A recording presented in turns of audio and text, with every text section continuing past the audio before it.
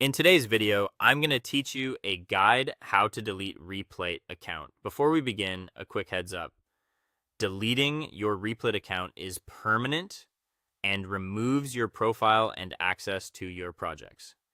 If there's anything you might want later, consider exporting your repos or saving important files beforehand. Also, make sure you're signed in to the exact account you want to remove so you don't accidentally affect the wrong one. Start by opening your browser and going to the Replit homepage. If you aren't already there, sign in and you should land on your personal dashboard. This is the main hub where you see your projects and recent activity. Take a second to confirm you're on the right account by glancing at the avatar or username in the top area. Next, open Settings. You'll usually find this by clicking your profile picture or account menu near the top right, then selecting Settings from the dropdown.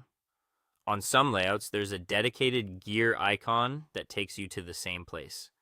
Settings is where Replit groups all account level controls, so you can manage profile details, preferences, and security from one place. Once you're in Settings, choose the Profile section. This tab contains your public-facing information and other identity-related options. It's the correct area for account changes that affect your presence on the platform. If you don't see profile right away, look for a sidebar or horizontal menu of tabs and select profile there. Now scroll down within the profile section until you find the option labeled Delete Account. It may be near the bottom of the page, below your profile fields and other controls. When you're ready, click the button or link to request account deletion.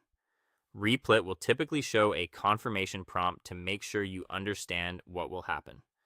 Read the message carefully, as it explains that your account and associated data will be scheduled for removal.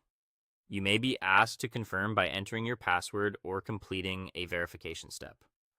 Follow the on-screen instructions to finalize the request. Once submitted, you should see a confirmation on the site indicating the deletion request has been received. From this point forward, your access will be removed as the process completes, and you won't be able to recover the account later.